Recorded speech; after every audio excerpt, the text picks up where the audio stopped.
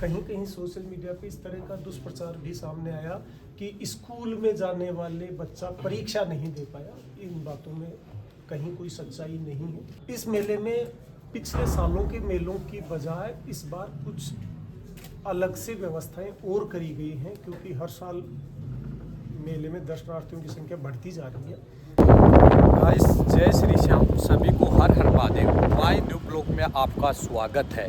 आज जो व्यापार मंडल वाले थे, उनकी मांग थी कि यहाँ डायरेक्ट आईजी साहब से बात करेंगे, जो आईजी अजय पाल लांबा जी, जहाँ वो जयपुर से यहाँ आ रहे हैं। और इस वक्त फ़िलहाल अपन इस थाने के सामने खड़े हैं और वो आके क्या अपना स्टेटमेंट देते हैं वो अपन देखेंगे।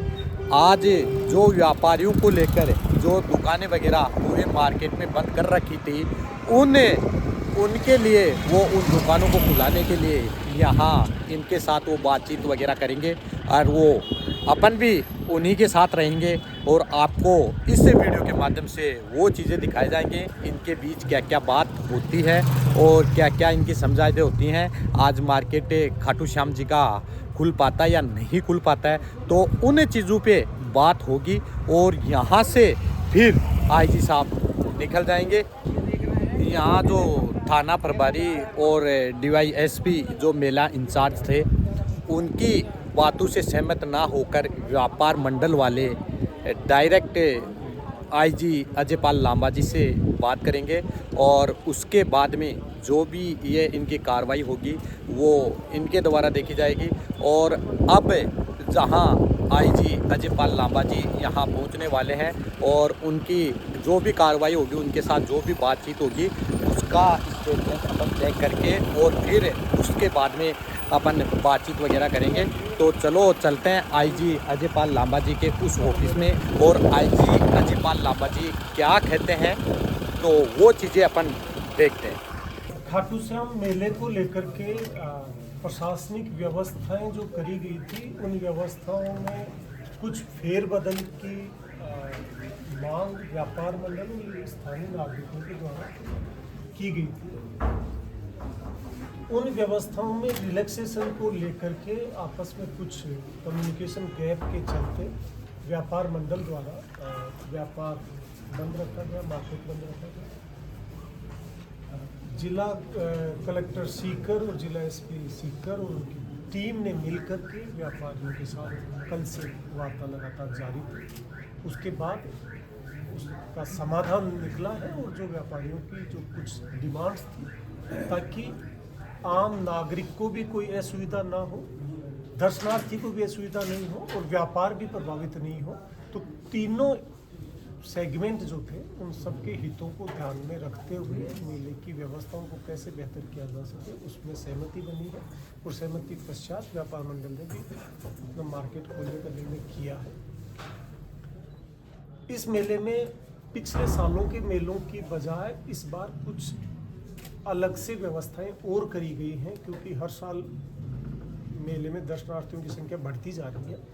ऐसे में जो कुछ बदलाव हुए हैं, उन बदलावों में जो मुख्य बदलाव है वो ये है, इस मेले में खाटू श्याम जी आने वाले चारों तरफ से जो यात्री आते हैं, उनके लिए चारों दिशाओं में पार्किंग प्लेस निर्धारित किए गए हैं, ताकि दर्शनार्थी को कम से कम चलना पड़े।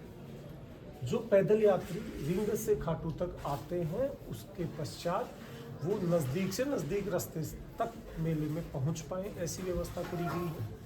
अभी की कोशिश ये है कि दर्शनार्थी, चाहे वो बस से आ रहा है, चाहे वो अपने ट्रेन से आ रहा है, चाहे खुद के वाहन से आ रहा है, चाहे वो पैदल आ रहा है, वो अपने कस्बे में उसकी एंट्री के पश्चात उसको कहीं नहीं रुकना पड़े और वो अपना दर्शन करके वापस सुगमता से जा सके, ऐसी व्यवस्था की गई है।